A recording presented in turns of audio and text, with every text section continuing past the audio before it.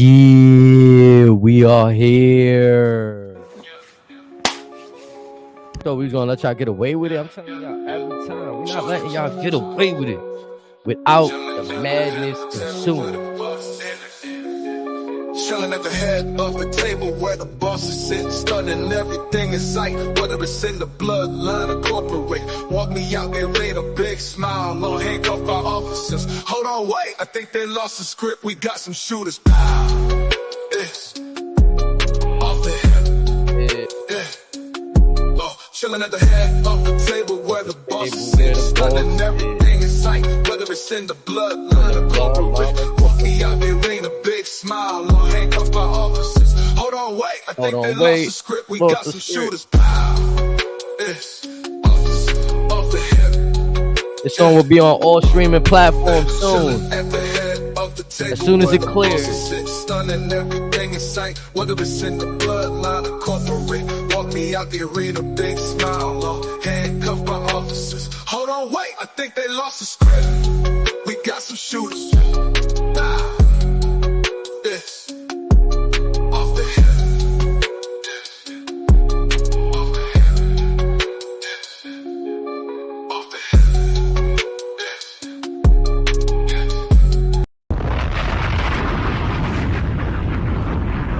Yeah.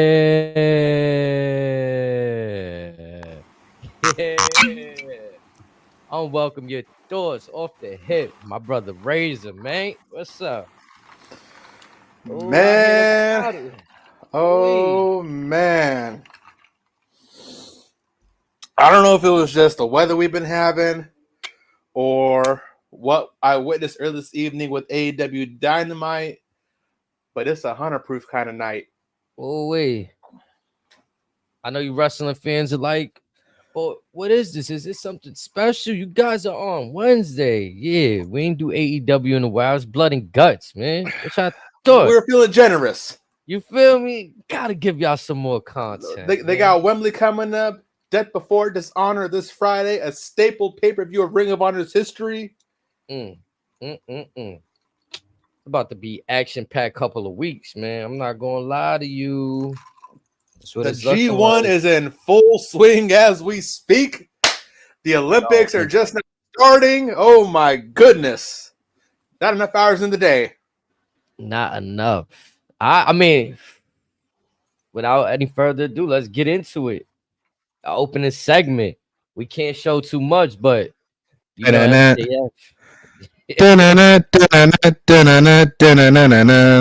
So okay, so I'm gonna come in hot real quick. What's your honest take on this belt? I didn't get a chance to listen to your words earlier. I feel like it should is like first look WWE 2K community creations.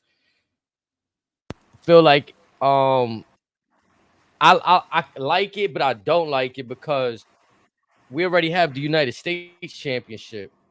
I'm already programmed. So when I see this belt, I kind of slip up and say, "Oh, the United. Oh, yeah, it's the American Championship." I see where they're going with it, but if I'm looking at the overall design, meaning just that the levers of the plating as well as the American flag in the background, you know what comes to mind when I see this design? What's that?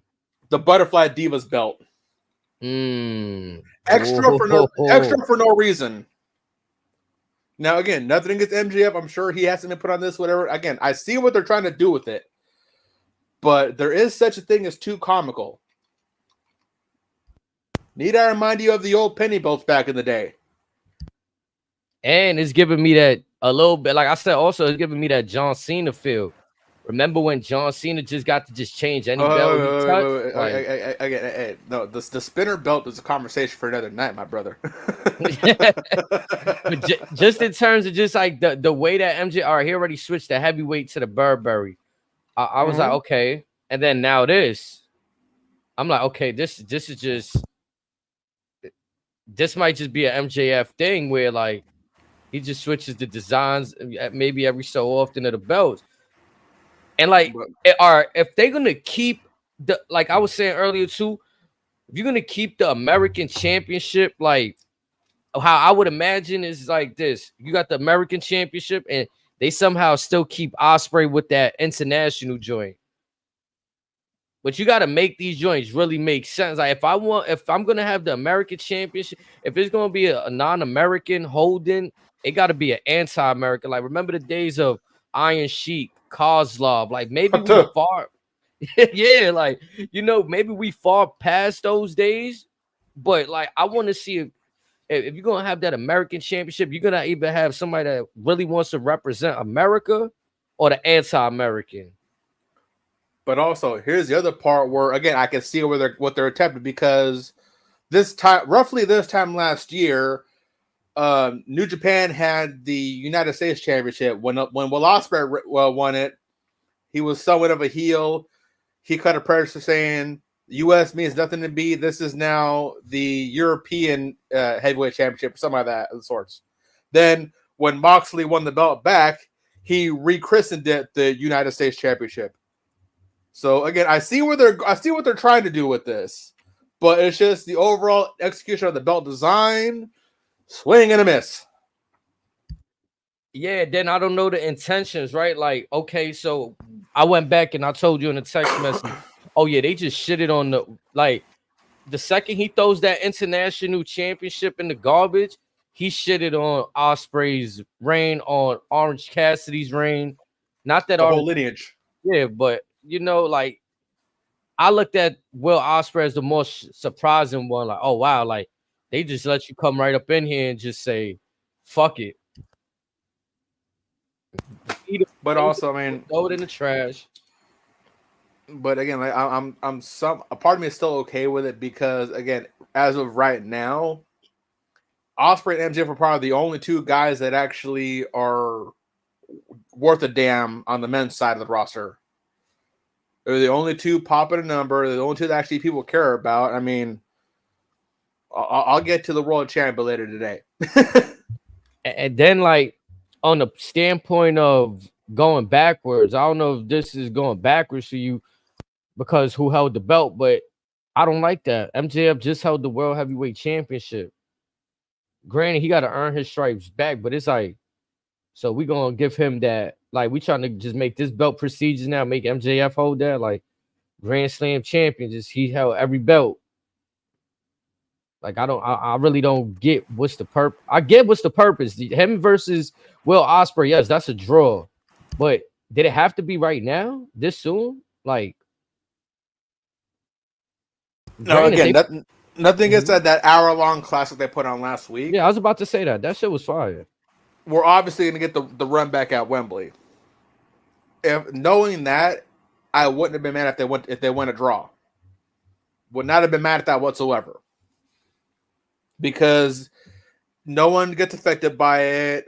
Ospreay kind of takes it here, then taking a loss now, because he had also just lost to Swerve a few weeks ago.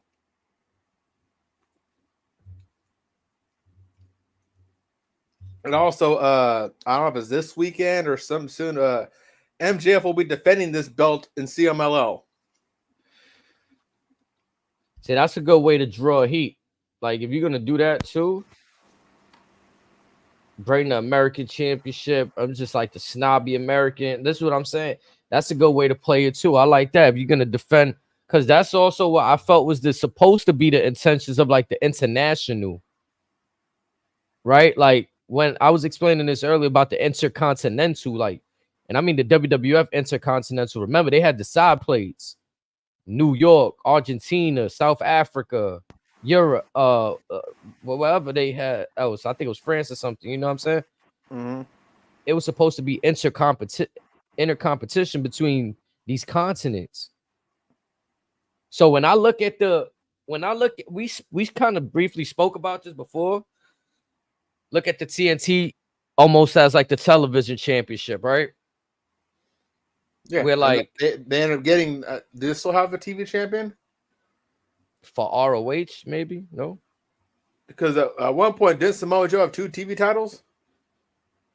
Because his gimmick was the king of television. Who knows all these damn belts nowadays? Mm-hmm. And then again, the Continental Tournament, I could understand if the belt the Continental belt, I could understand if every couple of months there was a tournament and the tournament led to that belt being defended. Like, okay, the winner of this tournament got to face Okada for the Continental Championship. But at this point, what, a quarterly tournament maybe? yeah, just so because it just feels like that belt is meaningless. Like you got like the way you earned that belt was from a tournament, but there's really no requirement to get there. It's just like, oh, okay, yeah, I want to challenge you for that now. And right now you're essentially defending it under their version of Ring of Honor Pure rules. So you already copy it. So you have one set of rules for two belts on two different promotions. And if you want, we've seen Jericho defend the FTW championship. That's under no rules. So they're treating that like a legitimate championship where like that whatever match has that championship has those rules. Well, here's what's funny. It's still not recognized by AEW. This is what I'm saying, right? So it's getting treated like it's not recognized, but they're still giving it validation when they're in the match. Oh, FTW rules. They're honoring the.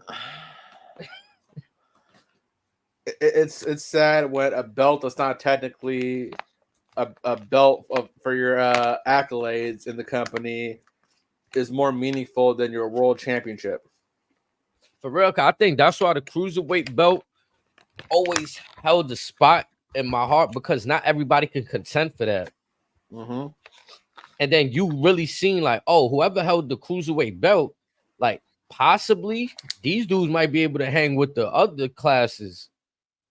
Like when you see here guys like or present day of during the early days of SmackDown, Rey Mysterio, Billy Kidman, Shane Helms, Kid Cash, Matt Hardy. For real. Incredible. That's just wow. So I feel like to me, I don't know if they're gonna. What do you feel? You think they're gonna end up I think they're gonna keep both belts, the American and the international. I think they're gonna do what New Japan ended up doing is they had both for one show, unify them and make a whole new belt. I could see that too.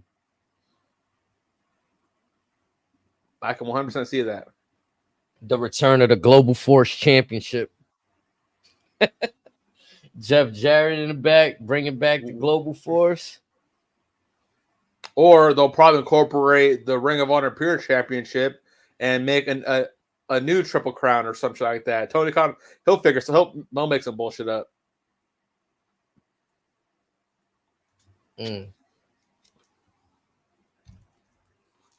Did you feel like Ospreay, like you think he's gonna get that belt back? Like you think his promo was believable? Like telling MJF like you didn't really earn that off me, bro. Like this is still my belt. Like you ain't really. I felt like I like that little passion. He showed a little spark, a little more fire than usual. I'm still weak at what happened once he got in the fucking driver's seat. Talk about it. So hear me out. That has nothing to do with MJF. That was a direct message from the Don Callis family. He's been refuting anything that Don Callis says. Don Callis says, hit him with the screwdriver. Nah, bruv. Hit him with the tiger driver. Nah, bruv. And the dirty hands are none other than his counterpart from the United Empire, Kyle Fletcher. Don Callis is going to brainwash one of his closest friends against him.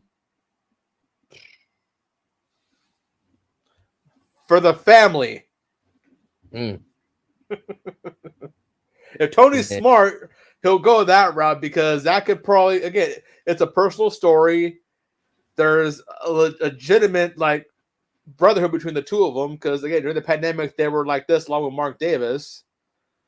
And again, like, me personally, being a fan of Kyle Fletcher, I wanted to see him on his own for a while. He's been putting up some size, much like Ospreay. He's just as talented, just as strong, just as fast. Let him shine. We gonna see. We gonna see what happens with that right there. How you felt about the next match, the Learning Tree, Chris Jericho versus Minoru Suzuki, the I Chop love Fest. I love Suzuki to death, but he gotta stop taking cheap bullshit losses. I don't care how much Tony's paying him. Okay. Because again, like he's one of those guys. Yeah, again, 56-year-old man. I get it, but bell to bell, still probably one of the cleanest guys around the world. He can go. He can be as physical as anybody. He can hang with most speedsters to a degree, but again, like you put in a guy, especially with the experience of a Jericho, maybe even a Jarrett or something like that, he can hold his own. But I just want nothing to do with Jericho right now. So it don't even matter if he's in this type of match. I thought that's what was refreshing for me. Like, okay, we got him away from the younger talent. You know what I'm saying? We putting them up there with a veteran, a legend. But it's like, especially if he's gonna hold that title, are we setting up for another match with Hook? Are we, especially now that we have Shibata back in the fold, teaming with Suzuki? Like, what are we doing? It definitely feels like, what are we doing? Because this is taking too long to get to the point. Like, there's days where I'm feeling like, is Taz gonna run in and do something? Like, I don't know. Where's Ricky Starks? Someone put his face on the milk carton. Jericho hijacked his partner, man. What are we doing with Brian Keith, the bounty hunter? Jericho hijacked him too. Jericho know what he doing. I thought Big Bill should be on a massive run right now. Like, he should be holding gold and not tag team gold. He should be up there. Wardlow should be up there. Hobbs should be up there. Yeah, look at all three of them. The list goes on. Aside from all the shenanigans, though, I thought it was just entertaining. I mean, the match was fun. Yeah. Like I said, anytime Suzuki is whooping the shit out of somebody, I love it. Legit seeing Jericho bleed from his chest. Like, there's only a handful of guys in this world that hit as hard as Suzuki. One of them is about to be world heavyweight champion this week, next week at SummerSlam, potentially. Man, we get to the backstage segment. Willow Nightingale. I didn't even realize she became the CMLL women's champion. So around the time when SmackDown was in Mexico, CMLL was up here in San Jose, California. They had a fatal four-way number one contendership for that title that Stephanie had vacated. And once they announced who those four women was, everyone already knew it was going to go to Willow. So, again, I'm sure the match was fine. I certainly didn't give a damn about it. Didn't care to watch it. Because, unfortunately, all it's going to set up is they're going to turn Mercedes into the belt collector. Now, let me ask you, sir, do you feel like, because there's a few now, I feel like now more than ever, I see more women's belts on AEW television, right? Now, we got the CMLL, you got the New Japan Strong, you got the TBS. We've seen everything but the Ring of Honor women's belt there. You funny. Has Athena ever been on Dynamite? Serious question. No, I mean, I think I've seen her on Dark before. I've probably seen her on... I've seen Collision Rampage or whatever, but has she, honest to God, been on Dynamite? Not in my recent memory, no. And I'm afraid... Where the hell Thunder Rosa been? Where the hell Thunder Rosa been? She just came back. I think she's been doing more of the Collision stuff. She's in a... Apparently, she's been in a program with Deonna Purrazzo. Again, one of the best women in the world. Where the fuck's she at?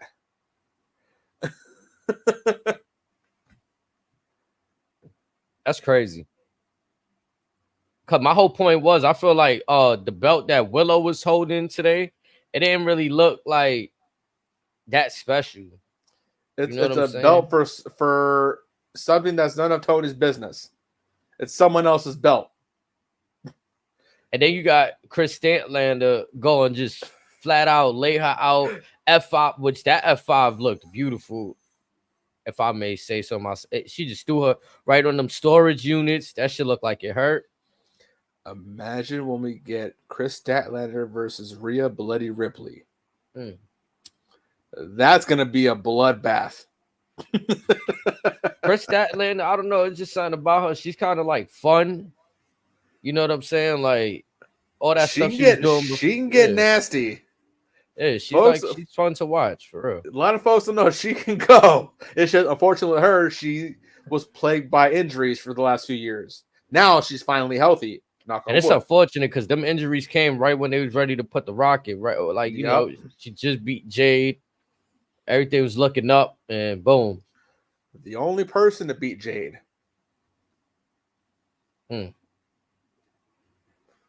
Again, if I'm Statlander, I don't care if Jade don't work there or not. I'm rubbing that as everyone's face. I did what you couldn't do. I did what you couldn't do. I did what you couldn't do. Everybody, I'm just going in. Hell yeah. Fuck your feelings. And as a sidebar, if you guys want some more fun content to watch, the hot ones, Jade versus Bianca, it was kind of fun to watch right there. You know why it was fun? They were poking at what we want, the rivalry. But it's just two friends, as we like say, barbershop talk, salon talk, just bullshit. Mm-hmm. But again, like that the saying goes, friends hit friends just a little bit harder. Mm-hmm. They ain't afraid just to get that little poke a little deeper. And it was also cool to see them even like in that format setting, just to have like that competitive, like you saying that little like, yeah, I got you. Like I knew I was hold going on, to win real quick. What face did you make when Bianca told Jade, name 3 things you're better at me than? I did that. I wanted to see what her answers were going to be. Shout out to Sean Evans and Hot Ones. Those are some beautiful questions. That's what I'm saying. They got them thinking with those because they try to stay in character, but also like, you know, have fun. They shout out to them. That was a fun little watch right there. It was also fun when she had asked like actually it was Montez. He came out like, who would your 3 freebies be? And she started to name him 3 different ways. I'm like, name something else, and I guess name their combining or some shit. Yeah, I was like, yeah, you know what I'm saying? Sean Evans, he was over there getting to work over there. And Tez is like, I want to know, I need to know this. I need this. Nah, they definitely made that entertaining. So another fun watch right there. You know what I'm saying? Again, if they do more, I'm looking forward to it. But again, don't put just anybody there. I think that'd be dope too. Like if WWE allow their talent to go do these appearances, but also further storylines too. Like, you know, everybody's in on the work. Like, we're gonna bring the work over here. We've seen it on Ariel Helwani's show in the past. I don't know if you saw that during the Becky and Rhea stuff. Yep. What else? They did it a few other places too. That's what she was talking about, her like doing the sexualizing and stuff. And this, and she was promoting her book too. Yeah, it was on the Stink Face time at the Garden. Yep. I remember that because it had me thinking, like, damn, is Becky really mad? Like, that was one of those moments that I felt like I didn't know. Like, oh, because we ain't seen that bass in her voice in a minute. Yeah, like, is she shoot mad or, you know, she working right there?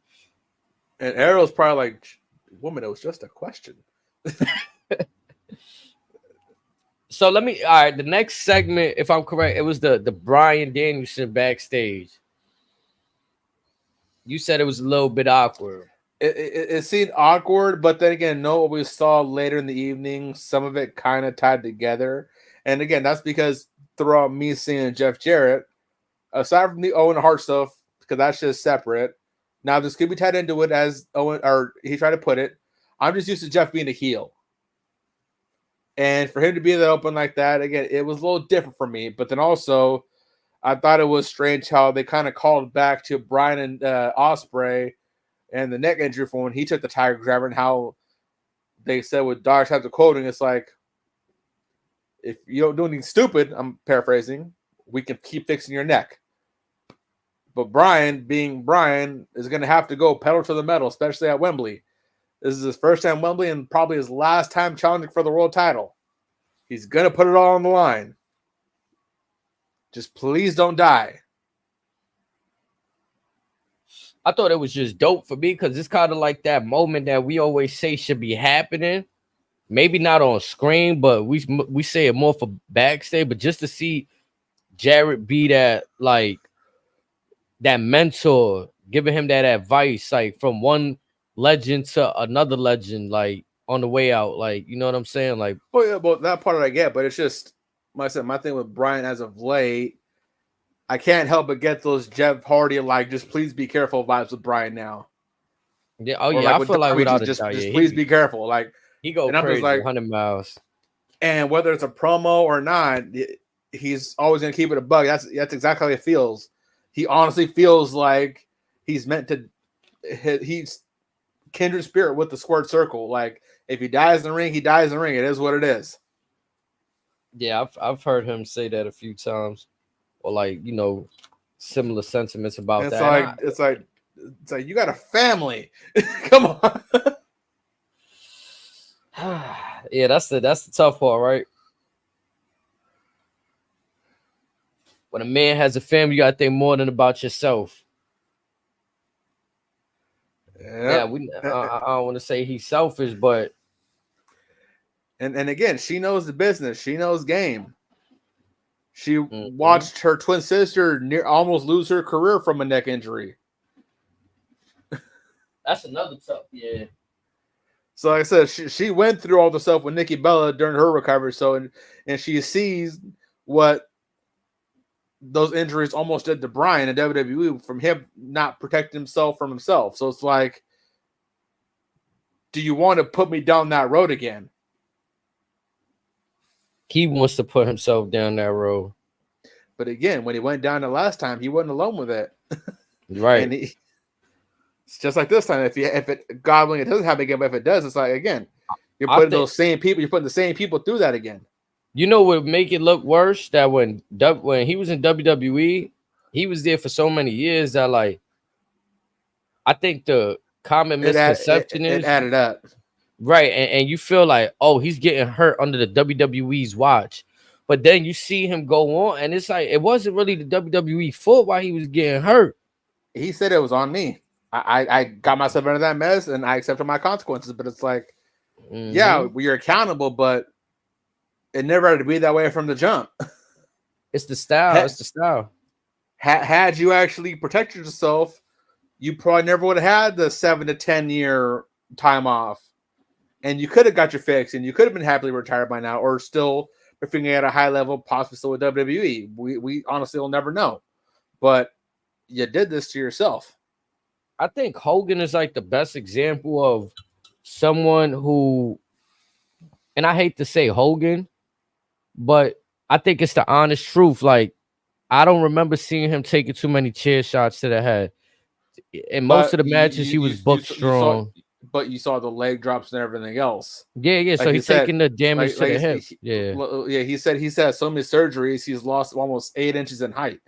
And that's because, like, you know what I'm saying, the moveset. But I think, like, if you want to trade off, right, like, you can live with that, the little hip stuff, but the other stuff that could take you out, the neck, the spine, the head. He had 18, almost 20 spine surgeries. So it's like, but then I mean, then it's like, realistically though, what moveset can we really say is?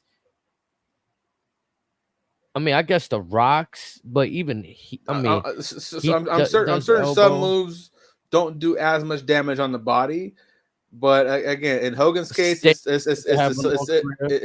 Hogan's case, it's select moves he did.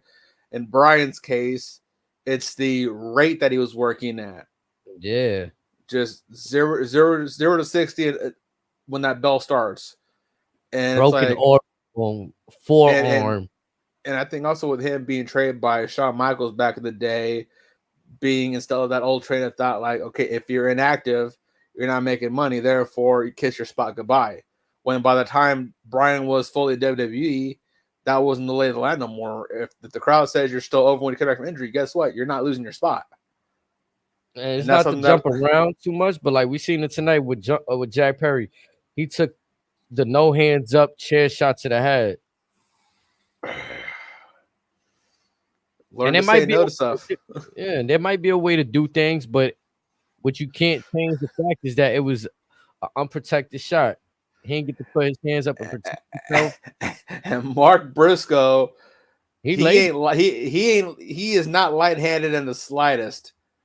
He looked like I don't know if I misread his facial expression, but he kind of like he swung a little harder than he intended. Yeah, like, oh, you good there? Like ooh, my bad. Yeah, I fucked up. And Corey Graves got a lot of shit from the fans today on Twitter. Yeah, mentioned something I seen. Did you see that? Let me check. Graves had mentioned something, and I think he deleted the post. Just try to check real quick if he had deleted the post or not, because I've seen a few people saying he deleted the post. But if not, I know that homegirl Alyssa, she had posted it too just a second ago. Oh, I got it right here. Again, shout out Public Enemies. You want me to read it aloud? Yeah, go ahead, cook it up. This is not meant to sound judgmental or incite us versus them or question anybody's passion, talent, or intentions. It's just coming from a guy whose career ended from a few too many accidental headshots. The art of this business is protecting ourselves from each other. Trust me, the gaps in memory are not worth it. I promise. And people gave him a lot of shit, and I guess he ended up. Well, you know what? One of the things they had the person that went really hard. They like, to paraphrase, they was like, "Oh, what the fuck you talking about when Damian Priest just got knocked out in the Seth Rollins match?" And then I don't know if it was directly after that response from a fan that he took it down, but it kind of lined up, like, you know what I'm saying?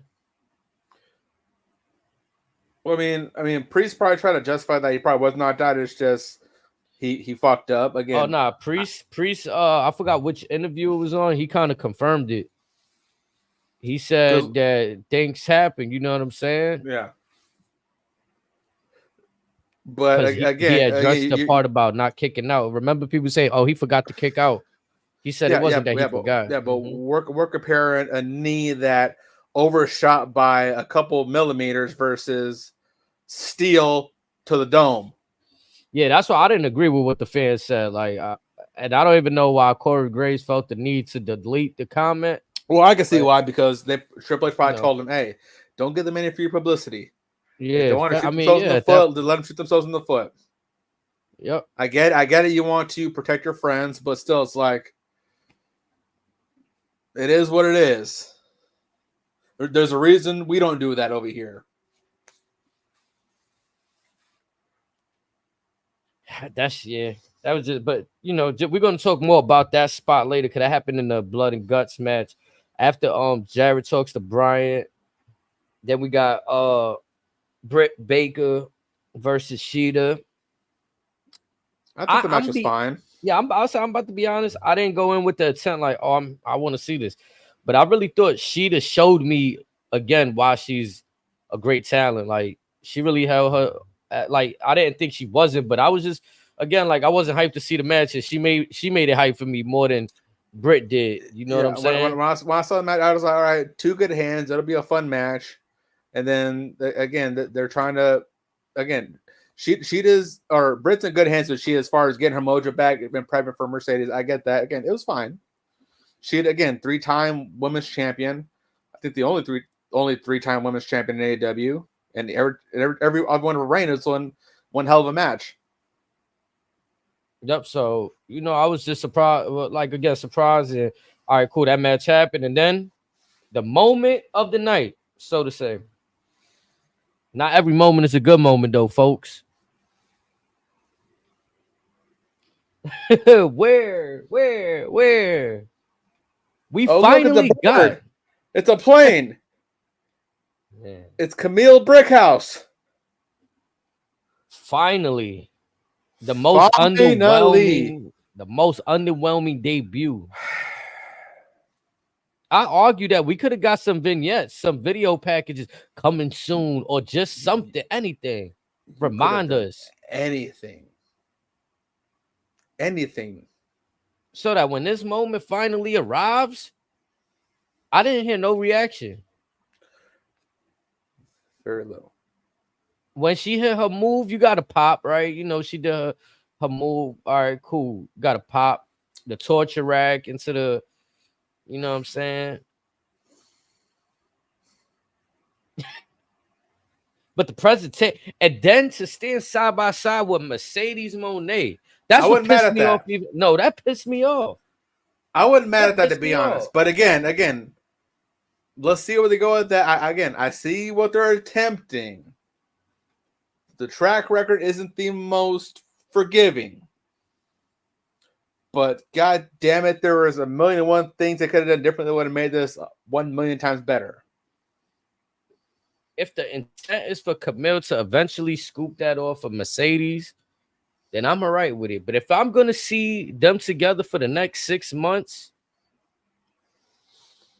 Tony Khan don't think that long ahead. We'll be lucky. We'll be lucky if this makes it to 3 months. Sometimes it might just happen by accident. Again, the blow off could be a fucking Wembley in a couple weeks for all we know. It might be. You said WWE fumbled a bag with Camille. No, AEW fumbled a bag with Camille with how they presented her tonight, Voodoo. WWE or AEW has had her signed since the beginning of the year. Come on. Who? Voodoo. Voodoo, bring your ass over here. Come on, man. I've been waiting for your ass. I'm trying to tell him, like, come on. Let me sip my whiskey.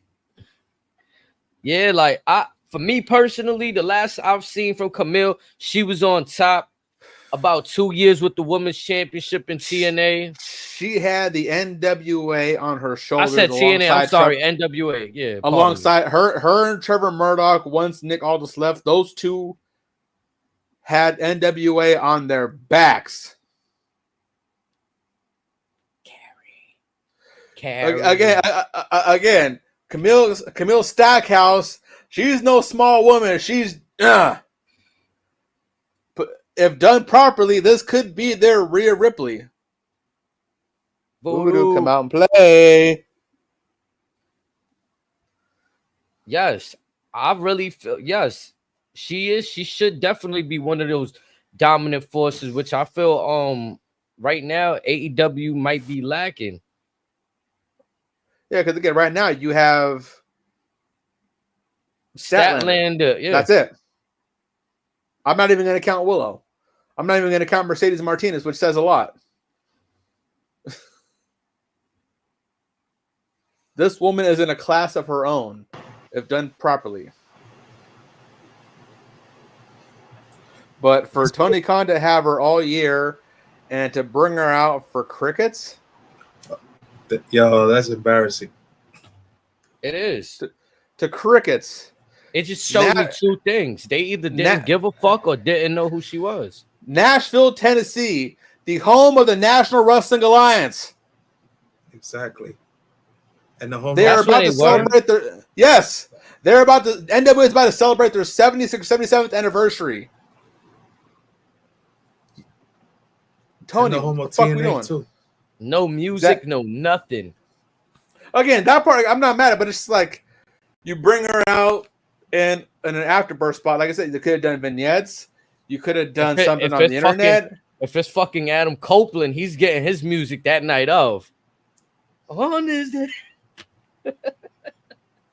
Or at least do a lights out or something. Anything. Like, it's sad to say that the former WWE talent, if he could really get their music when they pop up, first debut, like you get the Jeff Hardy, the Hardy Boys music, you getting the the Edge music. You know what I'm saying? I feel like this. You got to see a But Punk joint. Like, but you know what I'm also saying? but also it's like she's essentially been paid and obligated, basically forced to stay home all year. She's not allowed to do indies, no nothing. It's like, why? You could have brought her at any point in time this year. Revolution, you could have did it. And then I'm afraid to say this, but being that it's been so long apart, I feel like she looked so good in that intimate, small NWA setting that when she was getting her working in the ring and there was no reaction, I'm like, I hope this changes soon. You know what I'm saying? Like, this can't be the norm for her going forward. Wait, so y'all disagree that WWE fumbled the bag on her, Camille? They never I mean, had they her. did. Like, if they had a chance to get her, then yeah. But look at what AEW they actually devaluing her right now. So it's like, and not again, devalue, but like that it didn't help. It didn't help her. it's one of those. Did WWE have a chance to give her an offer? Did Tony Khan just give her damn near Okada Mercedes Moné money? Like, what are we talking about?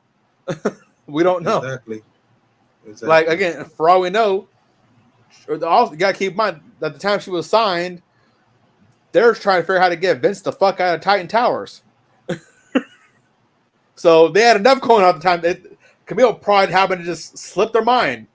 There was a time that WWE wasn't signing nobody new, right? Yeah. They had like a freeze period.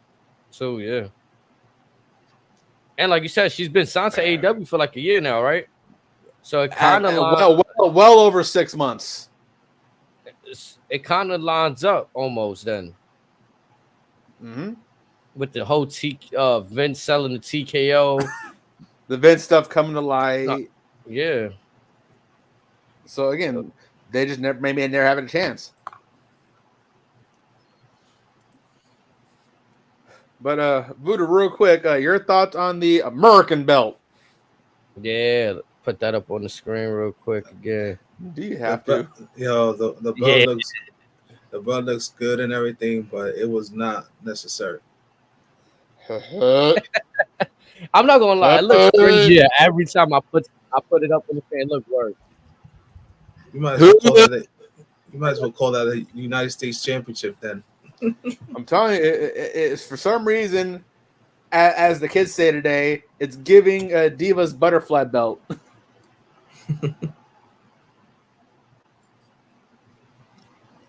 God damn, that thing's ugly. That should look like a replica. Last time you see on SmackDown versus Raw 2005 on a title custom creation. Man. Good Lord.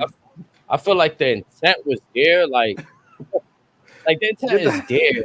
Get that out of my sight. Get that hideous monstrosity out of my goddamn sight. You know, nothing kills it for me too, though. That everything. Yeah, it's just the flag on the middle don't make sense to me. What's the 4 stars about? What is that? What does that place even say? American and then champion. But the star place, you mean? I don't know what the star place is. Yeah, I don't know what the hell. Okay, so the one on the right might say better than you. But what does the one on the left say? Yeah, I had an issue with the side plates too, low key. Because I feel like there's more side plates by the looks of it too. On top of that, I would have been in favor of more like a globe look. I don't know, but then it's not the world, so it's really not like. And aside from the U.S. silhouette and the center plate, are they using the same template for all their belts? It kind of looked like it where they got the two long side plates at the end, and then this type of.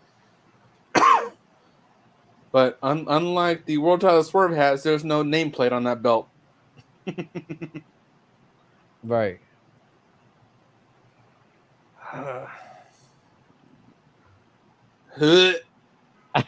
I appreciate like I don't know who's for. Like you said, MJF had a hand in that design, or Sony's just like, you're gonna debut this belt tonight. But You know, the more I see dumps like this, the more I believe that conspiracy theory that Jericho was sent there by Vince to sabotage the place, like what they did with Vince Russo 30 years ago. The more I see shit like that, the more I believe it. I thought Vince banned Jericho and Moxley from ever going back to WWE. Again, if Triple H is in charge, I guarantee you they ain't blackballed. Yeah, he probably lifted up. Really, the Rock, like TKO, really making a call too. TKO called Punk. Yeah, like whatever TKO really want, they gonna tell WWE, yo, look, this is what's best for business. Remember what's best for business? Remember that? They gonna tell them what's best for business. You fuck that. You got Scott Steiner and Triple H in the same fucking building several times. I'm telling you, and then now that there's like, I feel like TKO is the mediator, right? Before, you used to feel like a dictatorship. Even though they was publicly like traded, Vince owned the majority of that shit. Like, so his. But now you got TKO and The Rock signing the checks. Yeah, so now you got to deal with their shit, but now we got to see if their shit is worth. And then also they have input. Also, they have input from ESPN, Disney, Netflix, Peacock for the time being. The good thing about it is that they're not like Anthem, like TNA. That Anthem want to have their hands on everything, like the creative part, even too. I mean, I feel like back in the day, I feel like they wanted to have leverage over WWE. But now WWE got so much leverage that they pulling this bid and like, all right, so we'll go to this, or we going to Netflix now. And all they say is, just tell us what we can't do. We'll take care of the rest. Right, like I remember reading reports that when Roman Reigns went to Fox, USA was a little bit salty, but they had nothing. Yeah. Why can't we get the number one merch seller? Yeah, you guys got Roman and Brock. We want Roman and Brock. You know what you're getting at NXT. This is crazy. And then now Triple H says, all right, USA, Netflix, Fox, Peacock. You want Brock? You want Roman Reigns? It's gonna cost you this much. All right, bet. How soon do you want the money? Lucrative deals, like it's crazy, bro. And it helps the business too, though. All that money that they getting for real. And then you got Saudi going, hey, how much more to hit up so and so? We know they're retired, but how much more we'll fly them out? How much do they want? That's the interesting one to see if that relationship after it's almost done. Yeah, after it's done, to see if the renewal happens. But they want WrestleMania. They're willing to pay. They're willing to pay for a WrestleMania. I'm gonna keep it a stack, bro. They could WWE the same way they gave them the greatest Royal Rumble shit. We could make up WrestleMania for us and keep the same. It'll hurt shit, but they'll find a way. Like you're just mad because WrestleMania will be on at 9 a.m. over you're in your area. maybe even 7 a.m, depending on what time they start the fucking pre-show. Hold up. So if they go to Netflix, so that means the pay-per-views are going to Netflix too, or it stays on Peacock? The PLEs are on Peacock for another year or two. Okay. As of right now, Netflix is just getting Raw. Once the stuff with Peacock ends, Netflix is going to put in a bid to get the PLEs. Oh, that'll be huge. That'd be great. Well, this November we may get a sneak preview how those PLEs are going to go, assuming the Jake Paul Mike Tyson thing happens. Yeah, I was about to say, is there anything live on Netflix as it stands right now? I don't know, but that fight's supposed to be November 15th. And then that's all riding on Tyson's doctors.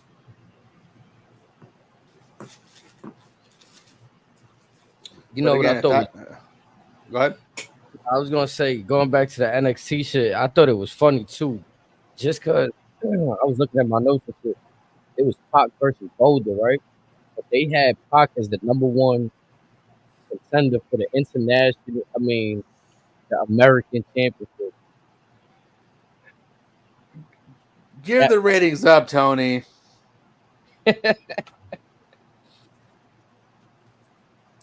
If you want to learn how to do rankings, watch Raw and SmackDown. Watch NXT. Watch WWE Speed. It's on before Dynamite anyways. Yeah, I didn't really care to see Pac in there with some dude from the tag. Was the match even 3 minutes?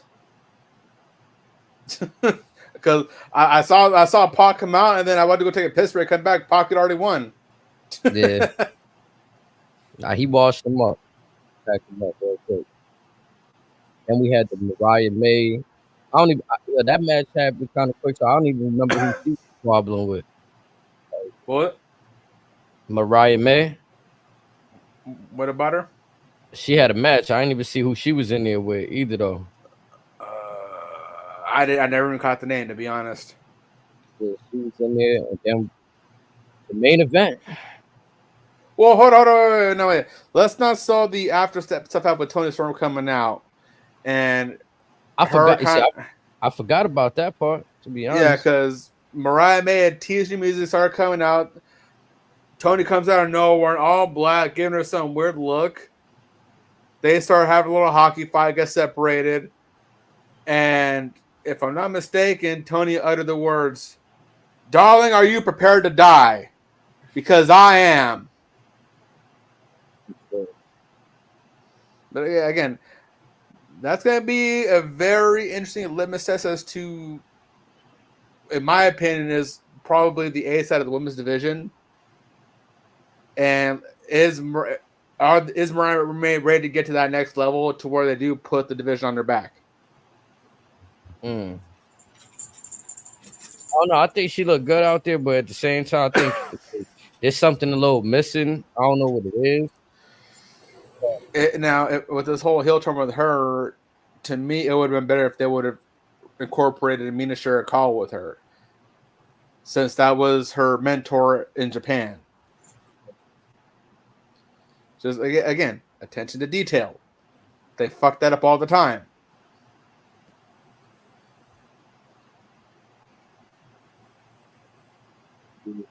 We may proceed to the shit show.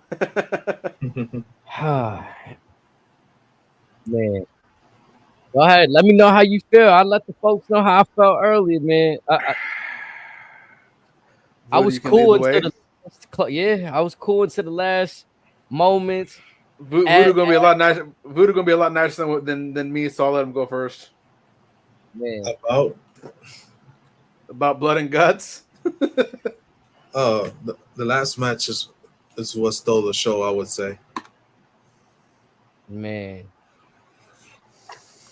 you don't think they be doing too much like in that type of match? Like, is it necessary to introduce all the weapons? Like, I know that's what it's about, but it's like shit, let them kill each other. Well, again, like that was them being safe. Believe it or not, that was probably the safest hardcore match they've had in 5 fucking years. that was them going PG. What I didn't like about it was the obvious order of guys coming out. Like that part, I wasn't a fan of. Like, if we were to get stuff with Hangman Swerve, okay, and have Swerve come out first since he's the leader, have him lead the charge. That way, it fuels more stuff between him and Darby, potentially. But that would involve them, building a story. Right. Man. It seemed like they was gonna position it with that backstage segment as to where Darby may want to challenge Swerve at some point.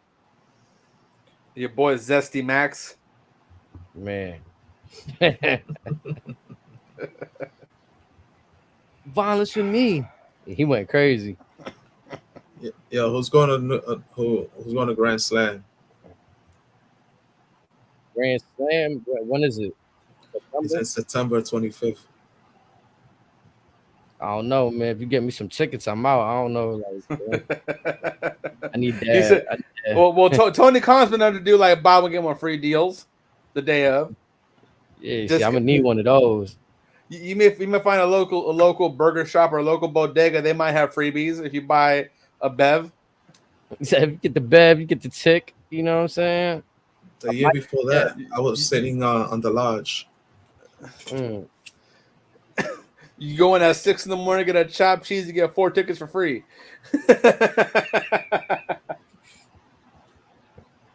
I think the spot in this match that bothered me the most is the use of the staple gun. I never really been a staple gun kind of person in these matches. I mean, like they was cool once in a while, I guess, but like it just felt like overdue today. I thought Swerve's little Deadpool John Wick one was kind of funny. Yeah, no, when he did the backbreaker and then caught him on the neck. Like caught the young buds, got Nick Jackson first, crotch Matt Jackson, got him in the head. Okada getting the finger, got Okada in the finger. Yeah. That's the part. Got Hangman in the neck. It was cool and it bothered me too. You know what I'm saying? It was real like, yeah, cinematic sequence, choreographed type shit. But it was a cool. But I just ain't like all the like. Again, they had them all like surrounded, like they're about to jump him, end up just shooting him. Then he just popped up laughing and he could put the pain, got his shit off. I was like, you was lacking Okada swinging that street sign. Man, yeah, he came out there, he was boosting. I didn't know he had that. I'll tell you, that might be like the first, maybe a second hardcore match I've seen him in his career. New Japan don't do just new furniture like that. My boy had the Rainmaker Boulevard street sign out there, like fuck the stop sign. Yeah, this is me. This is me. The gasoline spot, man. I ain't really think they was gonna light him on fire, but I was like, if they even play around with the fact like lighting the floor on fire, this could go bad. If this was year 1 or year 2, I promise they would have did it anyways. I promise you. And I was like, I hope that they don't do it, like, because he poured like if that was real gasoline, it looked a little bit yellow. It didn't look even if it was kerosene, it's still gonna light on fire. Yeah, like whatever was flammable, like or it could have been like some 100 proof liquor or something like that. Maybe. I was like, man. I was like, I hope that's true. He don't even do the floor because, like I said, it was too much that. I didn't think he was gonna do it. Nah, yeah, I didn't think he was going to do it, but look, like even teasing it, I'm like, if he teased it, then something could go wrong. I was hoping Darby would have did it anyways. To be honest, just again, like I said, Tony and them, they're used to just having some weird controversy on these bigger shows. So why not follow their tradition? Why stop now? Why grow up now? They did the little scissors spot, putting the scissors in Jack Perry's mouth. I say this, Jack Perry been getting a lot of abuse. I don't know if this is his way of kind of like. They're doing to him what they did to Hangman, in which they think that he's a top star. He can be to me. Like to me, I really enjoyed him as Jungle Boy. The Battle of the Pillars at All In. I ain't like, and when that happened, in my mind, they weren't the pillars of AEW. They never were. Max might have been the only one in contention, but you could get at him. It was also John Moxley. It was also Omega, and it was honestly also probably Guevara. No, not Guevara. You can swap in Christian or Sting. The new kids on the block were not the pillars, because the pillars are the guys you can actually put the backbone on. I thought about the pillars, the ones that helped build the company from the ground up. But they didn't build shit. All Jungle Boy had was, I got the baddest bitch in the locker room.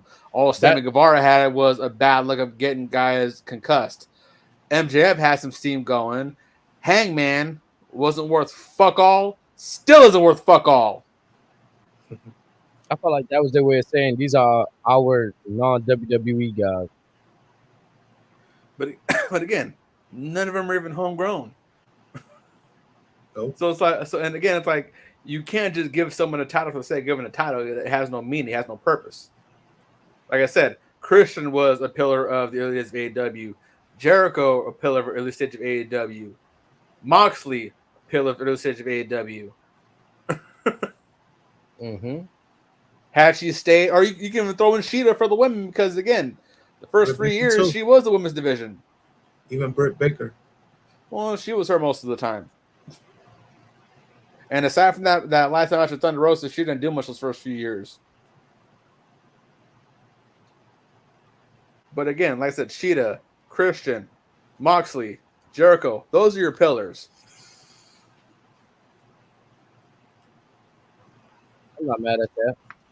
Yo, I didn't even expect Moxley to be at AEW. Once I saw him come out at Double or Nothing, the first Double or Nothing, I was shocked. Maybe not so much because again, it's like at that time, everyone was anti Vince McMahon, anti WWE, and they just stuck with that as opposed to being an alternative. After they did the Shield Go Away show on WWE, and Mox really left, I'm like, oh yeah, he really leaving. He out of it. And especially once he did the little stuff in New Japan before then, it's like, again, Tony Khan had already swiped Omega from New Japan. He swiped the Bucks from New Japan.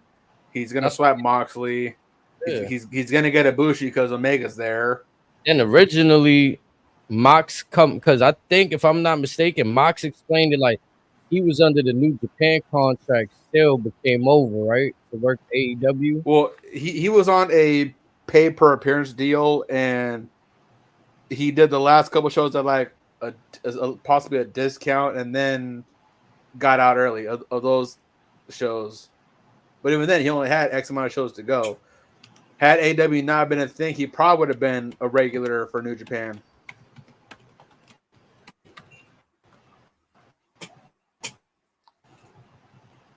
How you feel, Razor, about the overall show and main event? 2-part question: the show and then the main event itself. As far as the show as a whole, it just, again, all these shows feel one and the same. They start off promising, and then little by little, you're just like, all right, this the same stuff as always. The Camille stuff could have been a bigger deal, but again, I guess they didn't feel that she was as important. As for the main event, like I said, that it was definitely tamer than most of their past cage matches. So, like I said, I guess you could say they're growing up and maturing.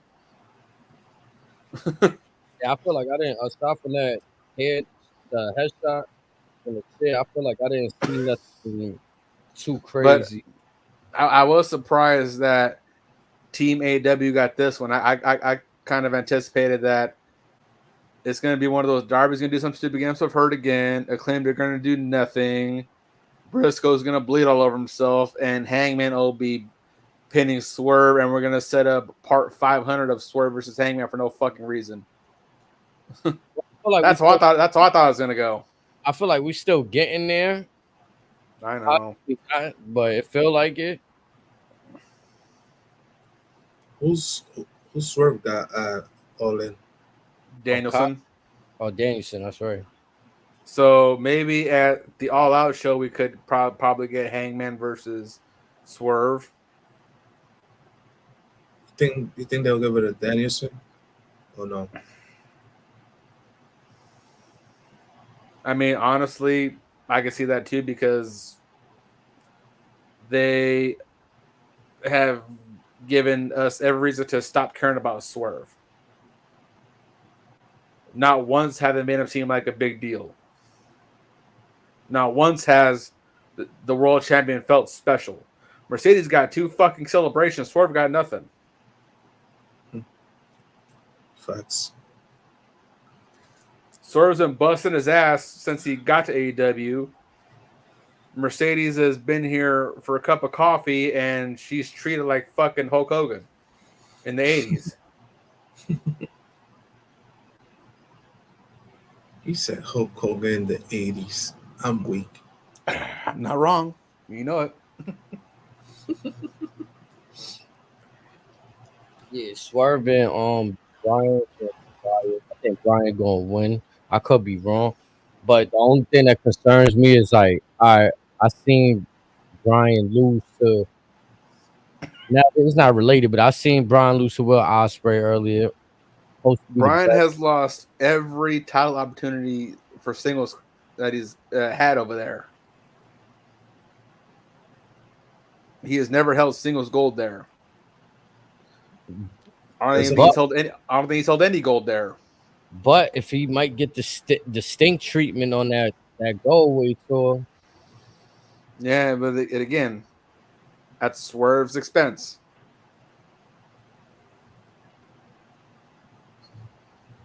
Yeah, they'll have Danielson go on a good run, and then once his contract is up, he's gone.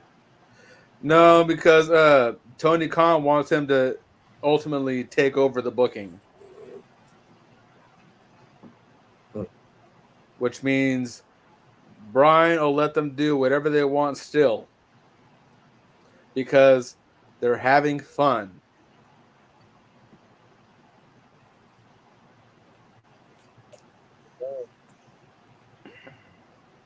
fun. Mm-hmm.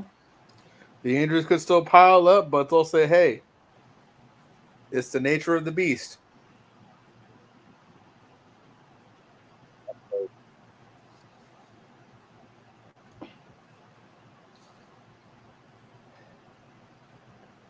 But I mean, it is what it is. I think it won't hurt Swerve because it's not like he's been putting in work anyway. So let's say he lose, he's gonna give him that chance to recapture and be hungry again. Yeah, but again, you've already shown that even if he does become a 2-time champion, you're not going to do nothing with him. Right. You're not going to make him feel like he's the proverbial king of the mountain. Like I said, this is your first African American champion. Like, this is your, and the time that he won was, again, he's, aside from Osprey and MJF, he is your most popular guy. And you do nothing with him. He is about as relevant as R-Truth with the Raw Tag Team Championships. Yes, I went there. This is what I'm saying, that the top dude to be in the fighting for the Swerve belt. They shouldn't even be holding these other belts. Mm-hmm. Yeah, that's how you raising the stock of these other people. Not to say like, oh, the belt gonna make them, but that'll get them a spotlight, start contending against a Christian that he had. What Tony's trying to do is get as many names on the belt to say, well, we've had a list of great champions.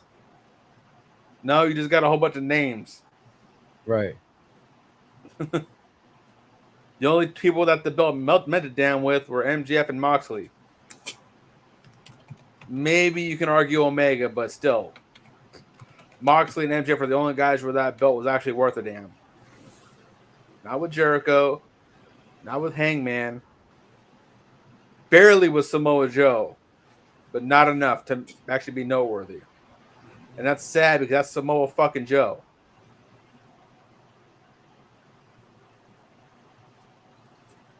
I think it's hard to make somebody's title reign important because what you do after it matters also. Like if you just gonna shit away the next year and a half, then you just took away the prestige of what. Like, why even take it away from what this person was doing? Think about it. Before MJF won the belt, he got squashed by Wardlow. When Wardlow came back, he should have been the first guy challenging MJF. Did he ever get a match? No. Did he ever get a blow-off? No. Hobbs was supposed to go on this tirade. Had 2 matches in a couple weeks and been in limbo. Starks, have we seen him since him and Bill dropped the belts? And I'm talking drop the belts to Sting and Darby.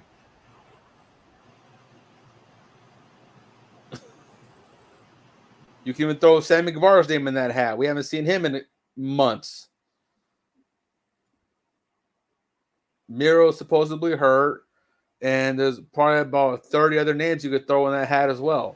That, again, have been meaning absolutely nothing. Insane. It's like so much talent, and then they continue to make belts, bring other belts from other companies onto their television. They still got unsettled things with the ROH belts. It's a complete mess. It was a fun show tonight. I say that. Does it make me want to watch next week's show? Not really too much, but yeah, I might roll the dice anyway and just try it out again just to see. I'm very reluctant to watch Death Before Dishonor this Friday. I may just ignore Twitter in the morning and just watch the pre-tape of SmackDown. Because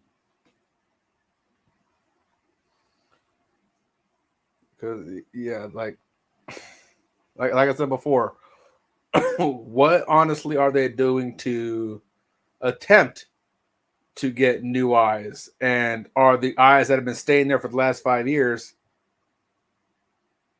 how much are they hemorrhaging an episode? I don't know. And then one could question, right? How did they fumble the Joe Hendry bag?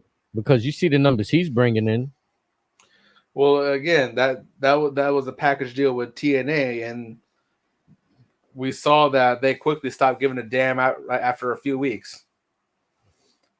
You go there, you have Moxley win the belt, then you have Christian win a belt over there, and then that was that. Guys, I'm go to sleep. I'm tweaking right now. All right, Voodoo. It was nice chopping it up with you guys. Yes, sir.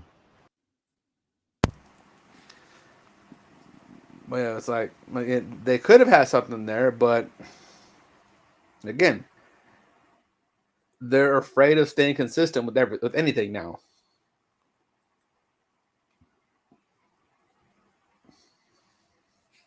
And tomorrow, what we got? TNA? Mm-hmm. The fallout from Slammiversary.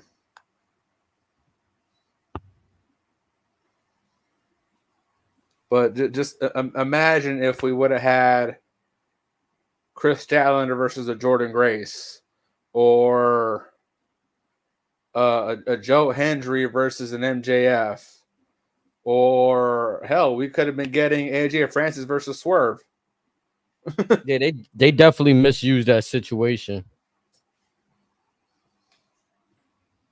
The shit was kind of like a situation where like Christian was already on TNA before, so it wasn't really like, oh, they getting something that they never had. Really, like he's just getting a bridge. That's a bridge to me. He was kind of like a bridge.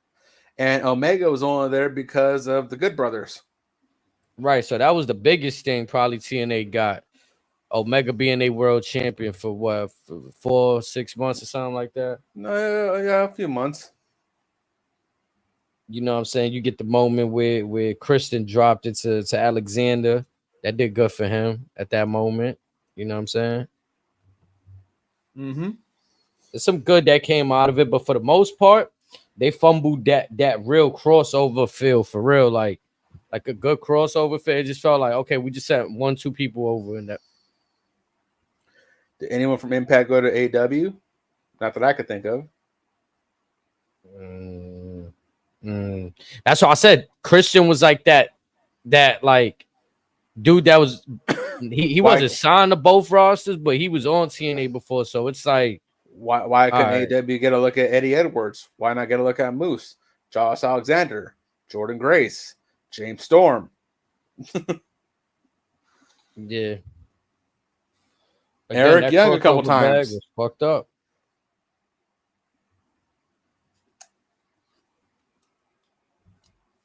And instead, AEW poaches Sanjay Dutt. They poach Jeff Jarrett.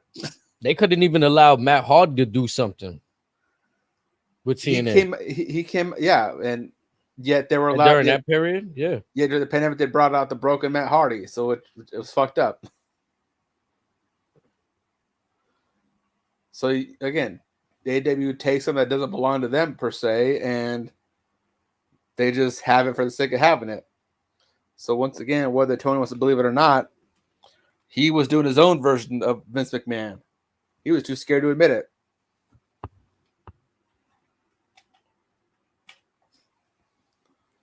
And that's what I feel like. Again, the shenanigans need to be stopped. That whole little, oh nah, we're different.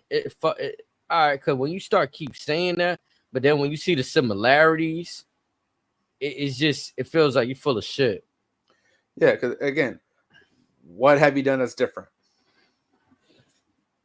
You literally got the same fucking War Games match. Like, if you wanted to be that different, you would have just chalked it up like, oh nah, they using War Games again. So hold on. No, was it what else are they doing that I sent you recently? Where's it at? Because who did it first? NXT or AEW? What, War Games? Yeah. I know WCW historically did it first, but like in the more recent time, it was NXT, right? Had War Games, yeah. So then, like, why in the I don't think AEW was a thing when War Games came back. So like, why in the hell would they want to be so different but still do something so similar like that? You know what I mean? Like, what makes it different? Because Cody is there and War Games was his dad's thing. Yep, I could see that. That's that stubborn shit from Cody at that time. But again, what's this? Next week, or was no this weekend, Royal Rampage. So they're gonna do their own Royal Rumble. Oh, so it's gonna be like a countdown like that. It's going to be a battle royal, I'm assuming, and the winner gets a world championship match at Grand Slam. We had War Games today. Friday, you're getting a Royal Rumble. And so far, I think that we know that's going to be ended as Kip Sabian. And again, where the fuck has he been? It's because we see how they book their pay-per-views though, for real, with like the exception. This is a Rampage. Yeah, that's what I'm saying. Like, they wouldn't even like. But so you see Royals be in the beginning of the match and shit like that, or the beginning of the night. Like, man, I don't know. Royal Rumbles kind of be the same way now, but back in the day, Royal Rumbles used to close out the show, if I'm not mistaken. Hold on, let's see. When's Death Before Dishonor again? Is it Friday or Saturday?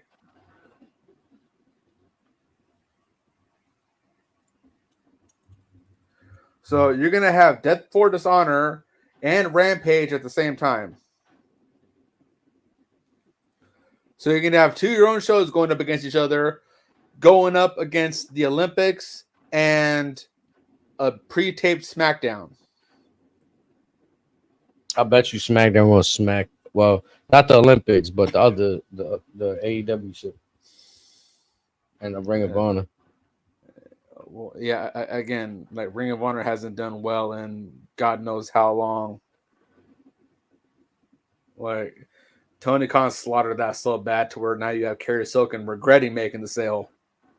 Yeah, I seen that, and I'm glad that he actually said something, bro, because that kind of go to what we was talking about. Like, he probably ain't see that. Like, he probably had faith that Tony was going to do something. And then, like, seeing what it is now, it's like, nah, bro, come on, bro. Like, that's it. A couple years ago, he could have put them on CW, let them do their own thing, let that check come in, and it would have taken care of itself. That's all he had to do. Bro, couldn't even do that. He's literally tainting the history because it's kind of a situation like when a company get bought out, they're not the same. He completely fucked it. He fucked it worse than Vince fucked ECW. He put the powder line on the ass cheeks of ROH and crammed it. Nah, it's like instead of putting the do-rag on his head, he put the do-rag on his nuts and then wiped his ass with it and then put it on his head. Oh man. Fucking Tony Khan, bro. Incredible. It's like, and again, all you had to do was just keep them on TV or whatever, or keep funding them, keep Honor Club open. It would have handled itself. Let Jeff Jarrett and Jay Lethal and Mark Briscoe, and even when he was like Jay Briscoe, run the books. You don't have to worry about a thing. Just make sure them checks go in on time. That's all. That was the easiest layup that he ever had, and he still fucked it up. Yeah, that's insane. There's no even words to.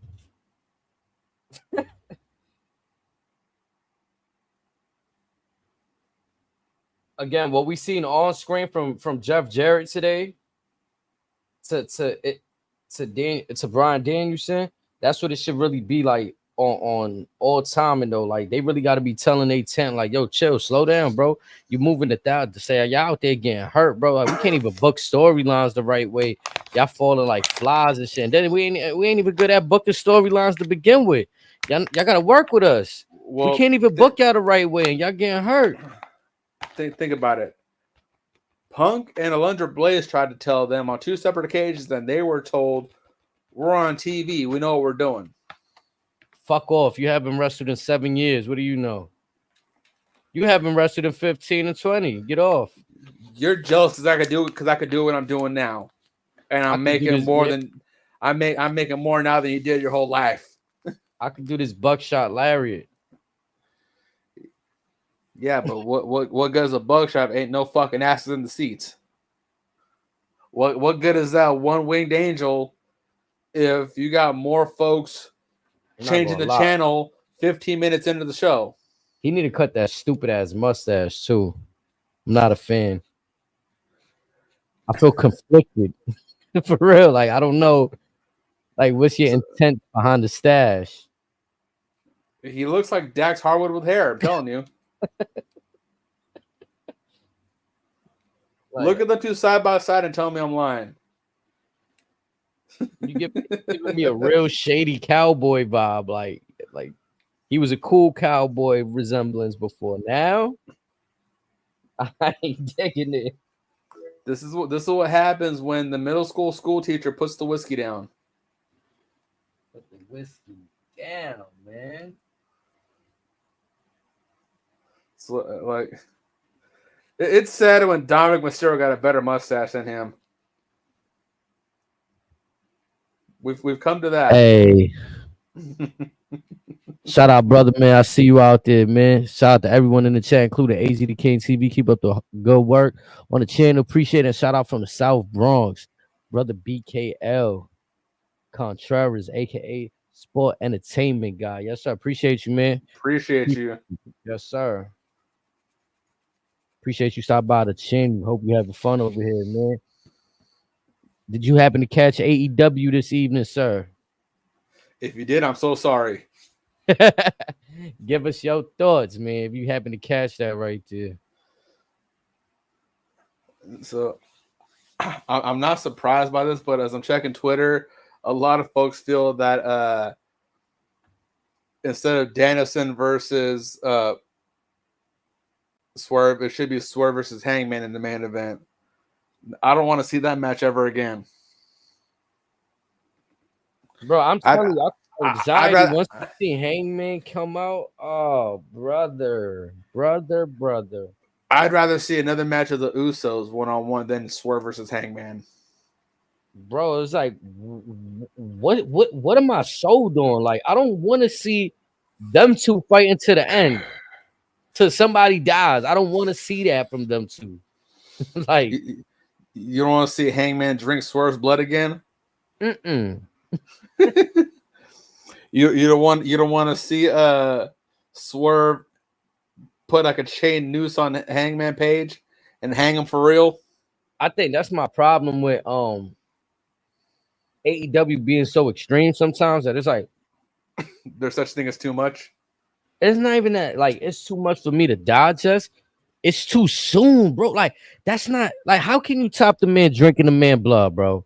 Like, come on, y'all gotta put this on ice. Just chill, bro. Just shit. We come back to this in another year and a half, But right you gotta now, you gotta have the last man standing hell in the cell before you have the plain Jane one-on-one singles match, bro, for real, like, and then you know what's crazy? God forbid you'll put these dudes in a buried alive match and you'll just have them on TV that same Wednesday. Mm-hmm. No, you'll have the match on a Wednesday. They'll be on that Rampage or Collision on Friday or Saturday. Like you'll just see a small ass bandit on the forehead, and like, bro, yeah, it was a hell of a match. Whenever you seen Undertaker or Kane get buried alive, maybe even Mankind, bro, they came back gone for months and came back a different person, bro. They either came back like Undertaker come back as like the American badass, or back to the dead man, Kane with the mask off with it on, like what, you know what I'm saying? Like they just came back like, all right, time to rework the gimmick. Yeah, Randy Orton put him in a casket. That casket magically appears a few months later. Man, that come on, bro. Like, again, like I said, like, come on. Attention to detail. It's very easy to do, very easy to not do. That's another thing too. Adam Cole, they ain't have to have that man on TV in a wheelchair for like, what, you know what I'm saying? To do like let the brother heal up. Like you said, the other shit with Roderick Strong was more funny. The whole neck shit, like, oh, apparently Adam Cole's not even cleared yet. This is what I'm saying. So why even bring him back? to be an important story though? Like, what if, like, all right, to me, you could have switched maybe who the devil was. It would have just had to make sense. No, don't even reveal it yet. Facts, if he's not ready, right, you could still hold on to it. Had this shit fucking with MJF. Like, you know what I'm saying? I'm the devil lurking over your shoulder. Like, just when you thought you shook me off, like, I'm here. Every avenue fucking you over. You thought this was over? Yeah. Kind of like how Jimmy was doing to Jay, where like every time he was close to winning the championship, nigga Jimmy was there to just fuck it up for him. Mm-hmm. You could have worked something with the devil ass every time MJF was close to success. Now he got to face his past demons. And like, and just try telling Cole, I know it's you. Cole sworn it's not, and injuries happen, whatever as they happen, I guess, whatever. But again, we just leave it on ice. This would have been the one time where that would have been okay. Have a few fake false reveals where they'll pull off the mask, like, and it'll look. No, you don't even do that. It's just Cole's injured, MJF's injured. MJF comes back fine, whatever. You have Cole come back and celebrate with him, and then you bring it back or whatever. But you do something on the lines of maybe Cole gets kidnapped, gets by the devil, whatever. A couple weeks go by. Maybe they're back at Arthur Ashe or somewhere in New York. MJF's got a promo. Cole comes out, whatever. Lights go out. Then you do the devil stuff. Drawn out perfectly. But nah, he got to come out here and kick him in the nuts. This is after Cole revealed himself, obviously, but it's just to me, I felt like that was the payoff for now. It might have been. Like, fuck it, we got to move on from this right now. Like, he not good. That was the 1v1 right there. Type shit. Just like Otis pushing Gable, that was the blow off. And I don't know if you remember me saying it at that time. I said that run MJF was on with Adam Cole, that double championship, was running him into the ground. I said he was going to get injured. Like, I don't like to speak that shit into existence, but they overworked the man. They had the man do a pre-show match and then the main event, the evening. Like, it was just crazy. Also, I don't think MJF had a break since he got there from MLW, to be honest. Low key, like, he kind of been on a motor, like, with the exception. At that time, him and Jericho might have been the only guys at that time that had not missed a single show. I think that Wardlow time was the only time when he, like, I don't know if that was real stuff. Him renegotiating that contract. Remember when he was gone from TV because of the whole Tony like, that could have been work, shoot, but whatever it was, I felt like that kept him away for a little bit. But yeah, I don't. Like compared to right now, this was injury related. I don't remember the other stuff to be injury related. You know what I'm saying? So Right. they've definitely driven him into the ground. They've driven a lot of people into the ground with the work rate, and there's nothing wrong with like, yeah, they getting their TV time, but come on, bro, 2 matches in one night, and then you talking about putting them in like beast ass matches too, though. Like, Well, it's one come of on, those, like that Wednesday you had MJF and like an absolute war with Samoa Joe. right? And then you had him do the pre-show for Wembley. You had him close out Wembley, and then I think he did another title match or something on that Dynamite, whatever. And then the wear and tear started piling up on him. It was too much. And then fast forward now to where when he comes back, he essentially tells Tony Khan, "I don't want to wrestle any luchadors aside from Ospreay. All he's been doing is wrestling against luchadors." And these are some stiff ones too. Roosh, stiff as hell. Templario, stiff as hell. Taurus, stiff as hell. Again, maybe, you know what I'm saying? MJF learns his lesson. Like, you re-signed, you thought shit was going to change, but now it's kind of been. You getting the look with Ospreay, like that shit getting talked about for real. But I feel like almost anything with MJF is gonna get talked about, and then him having he's already had great matches with Punk and Omega and Moxley. Yeah, him having great matches is like a fucking icing on the cake. Yeah, we know we can hang. It's just, Tony, what are you doing? Yeah, like you just got him back, and I get it. Yeah, if you pay him whatever he wants, he's gonna stay. But again, eventually he's gonna get to an age where he's like, "You can pay me double what I want. I want to do what I want."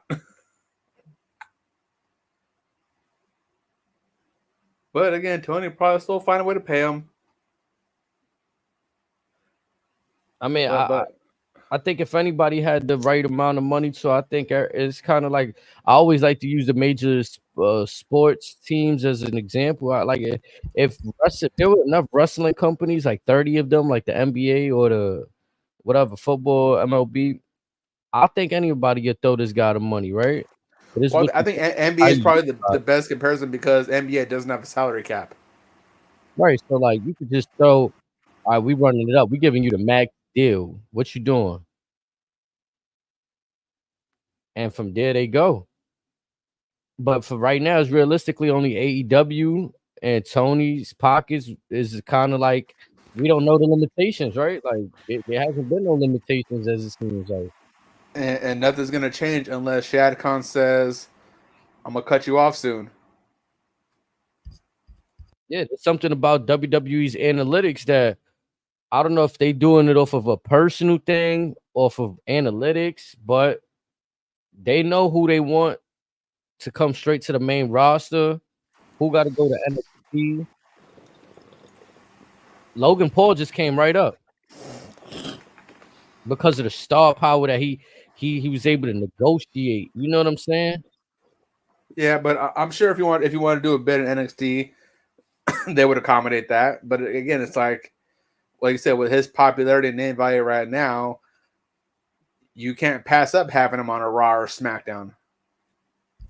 That shit was just getting talked about every time Logan Paul's in a match, making appearance. I'm gonna be honest too, when like you see how they bring the big superstars to the big cities, he's at that, like he's really at the big city shows. Like, yeah, he's the big money guy.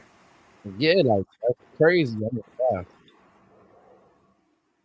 Like he's essentially like the media influencer version of Brock Lesnar. He's there when the money's right. Yeah, so there's probably some metrics that there's higher ups in WWE that they're looking at things like, well, this guy on social media individually, without any company, him as a brand himself can generate, which is why they bring in a Joe Hendry. Which is why they're gonna have a Joe Hendry concert on NXT next week. Well, again, I personally the Joe Hendry stuff was always inevitable. It's just with Logan Paul, you then get a Bad Bunny, you get a Tyrese Halliburton, you get a Jason Kelsey, you get a George Kittle. The fun celebrities, the athletic celebrities, not you know what I'm saying. I ain't trying to take shots at out of shape people, but we had Drew Carey eliminating himself out the Royal Rumble in the past. Pete Rose dressing up like a cock-a-doodle-doo, getting tombstone by Kane. That was fun too. But come on, man, Michael Che, you had like, Bob Barker doing just Snooki. foolish shit. They even had Pee Wee Herman one time on the screen. Like I was like, yo, bro, what am I watching? Like I said, you had Snooki and the Jackass crew on WrestleMania matches. Crazy. My boy Peter Rosenberg was out there winning the 24/7 championship. Hot 97. Shout out to Peter Rosenberg. Like, you know what I'm saying? Like, it's crazy times. Like, at least now Yeah. they have fun. Just people up in there. That people that want to really be up in the ring. Like, Yeah, folks want to knock Vince and DX and Little People's Court. I think Stephen Amell had the right intentions, but he just couldn't get his. I think he was just too busy, I think. Yeah, like his body didn't translate into that ring shape. He looked all right in the ring, but he did fine against Pac. I said it's just I think with his schedule and what he was trying to do, he probably didn't think that they wanted for more than just a one-off. Right. That's another thing, right? Like his schedule, he was still in between the like Logan Paul made up his mind. Arrow was white hot when he was doing that stuff. But also with Cody and Stardust being in bad taste with Vince, maybe all ML wanted to do was a one-off because that's just for Cody as his first friend. Right. Because he really wanted to do the WWE shit. So I could see that too. Like, and he ended up getting Cody in that show too. So that was fire. And Stephen Amell was on the original All In, I believe. Because I remember he was the first one that I'm like, nah, bro, this is fire. Like ain't no way. Yeah, I was like, nah, I want celebrities like this to come over here. And then the next one, and the fact that he's keeping up with Pac, who was a little leaner than what he is now, but again, you're keeping up with that, bro. It was fire, bro, because he was Green Arrow in WWE. Neville was the Red Arrow, right? So they had like the man that gravity forgot. Yeah, like crazy. That shit was fire. They had their little tag team going against, like you said, Stardust, and I don't know who Stardust was teaming with. No, it was Mel and Cody versus, I think, Neville. Neville. Oh fuck. Yeah, it was that forgotten teammate, pardon, forgotten teammate. I gotta look at it. It's gonna bug the fuck out of me now.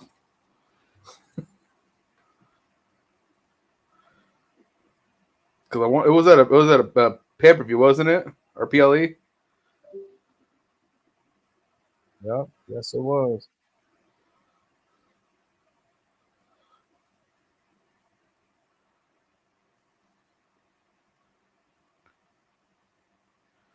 I don't know. He had a match against Cody. He had a match against who was the Neville one against? Neville and Stephen Amell versus Stardust and King Barrett.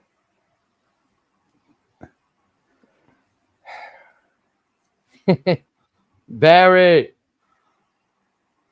I'm afraid I've got some bad news. It was at a SummerSlam too. That's crazy. I think I'm gonna have to go watch that. SummerSlam 2015.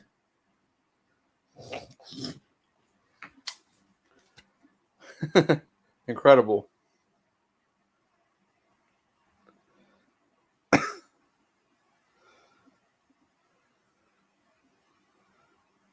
But again, he was ahead of his time. And then I said, fast forward to now, we have, like I said, Logan Paul. You have Bad Bunny. You have Pat McAfee. I'm sure you can get Jason Kelsey or George Kittle if the NFL let them do it. because apparently Kittle got a little fine, or he was in some hot water from the NFL because he never told him he was getting in the ring. Yep.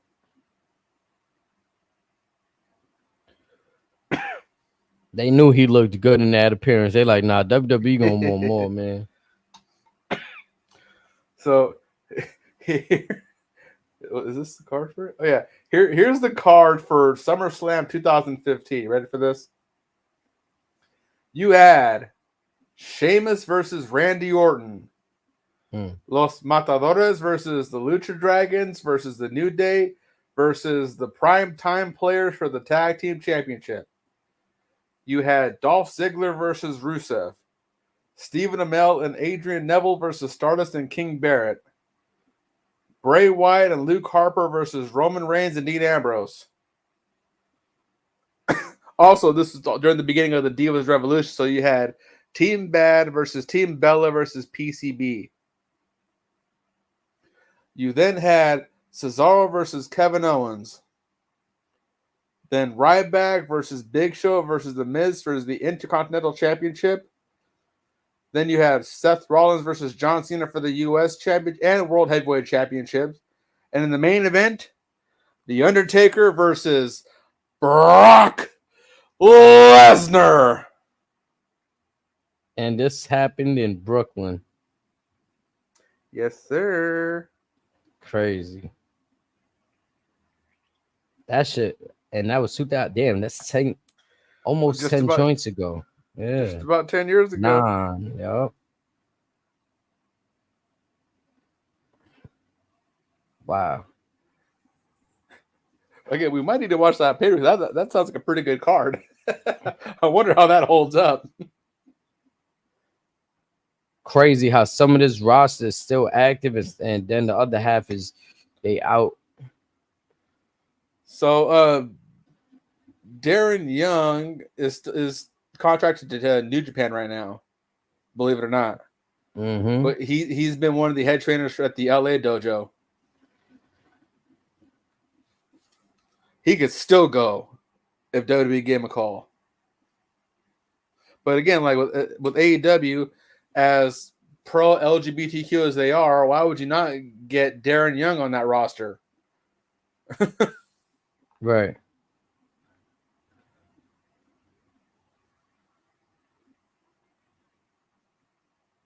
Los Matadores. Lucha Dragons. Primo and Epico.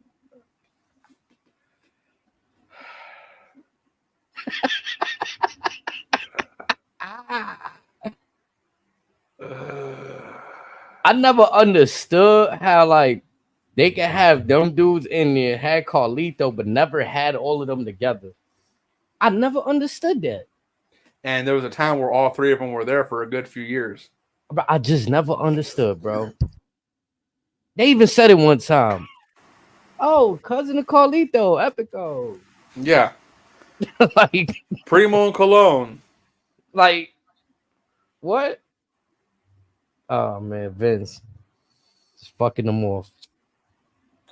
Wrestling has more than one royal family. For real, though, the Colognes, they really go back, for real. Like, hardcore wrestling started in Puerto Rico. Yeah, when his pops got inducted, like, I was surprised they really did that. I was like, okay.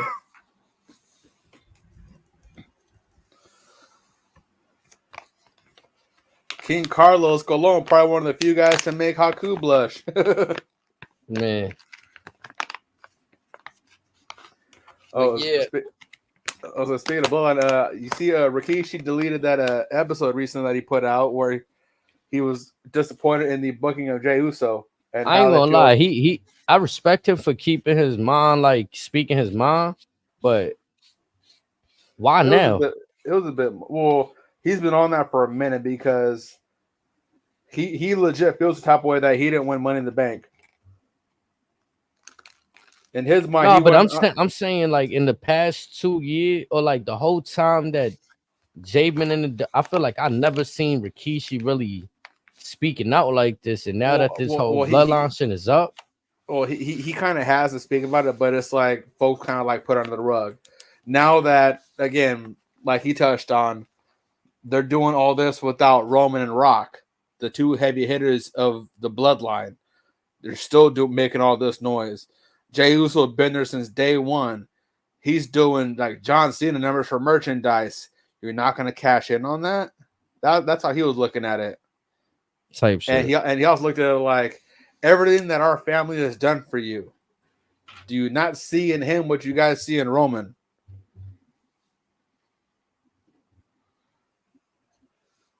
Do you see that in Jay? That's the thing. Like, the crowd obviously feels it, or they want, the crowd seems to like be like they're willing to take that chance despite what happened at Mania. Like, the fact that he's still getting that love tells me that, all right, if again that match didn't affect him too much, so again, maybe something it wouldn't hurt to give him a look. Like, there could be something there. There may not, but again, we won't know until we go down that road. Nah, I feel that. I feel like he would be a good champ. Like, I think he would be a good champion. It's just how we get there, right? Like, they've had the opportunities to put him in that position, and they took it away from him, swept the rug right from underneath him. So it's like, and a part of that, you can kind of blame the way they've presented Gunther, in which he's only lost 3 times since he's been with WWE. mm-hmm. So you're backed in the corner off of that. But again, for good reason. Like, y'all let Jay beat Ilya that night, so it lets you know he's still a strong competitor. But then instead of putting him in the title picture, you put him in a high school love story with Rhea Ripley and Dom Mysterio. Right. Right, because that could have been something too, honestly. Him versus Sammy on some friendly shit for the IC belt. They could have had something. Yeah. Or again, maybe Rhea does get swooned by Jay, and then we could get Jay versus Priest. We still get that down the road, but it's like, again, much like Sammy in the Bloodline, Jay has no business with Judgment Day. Like, again, you're kind of doing shit for the sake of doing shit.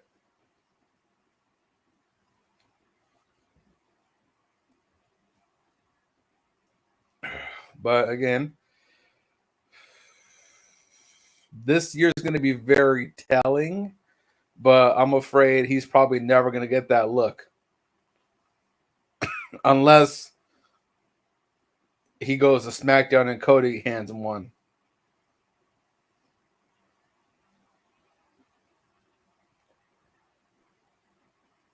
But again, he's probably just doomed to the tag team division, which again, nothing wrong with it, but that's one of those, why break him up in the beginning?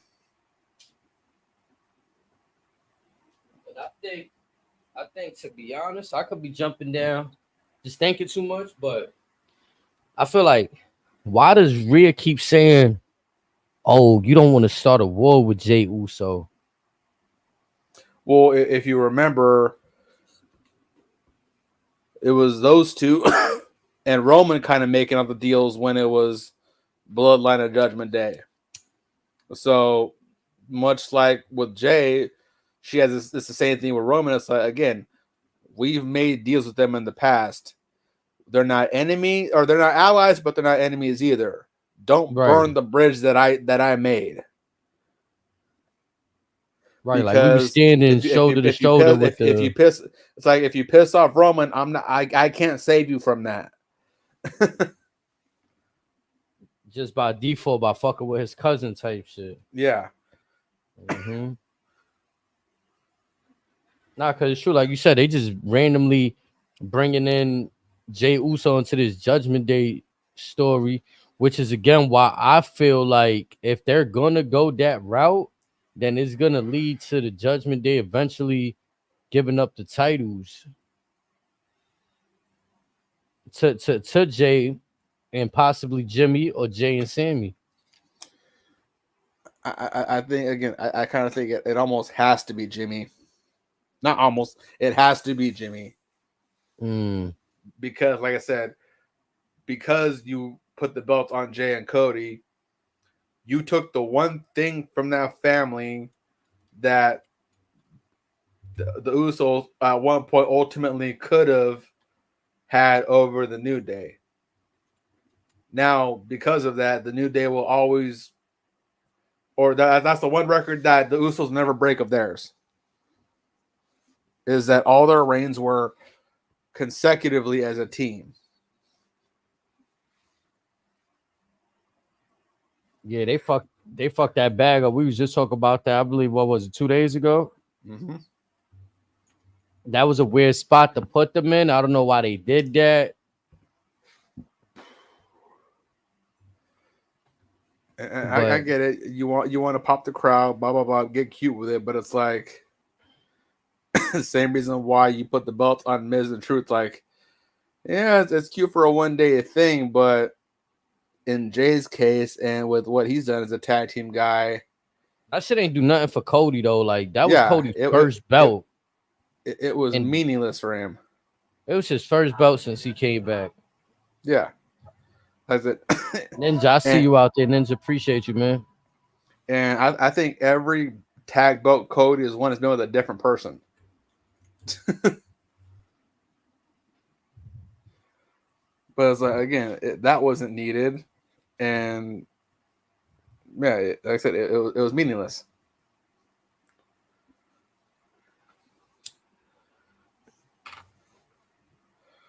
Well, like I said, we'll see what happens this Friday in Japan, and then Raw will be Raw. Next Friday they'll be in, or next weekend actually they'll be in Cleveland.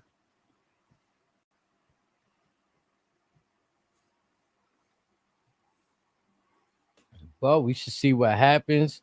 We got TNA tomorrow. I'm gonna do my best to make some time for that and bring some more off the hip for y'all, man.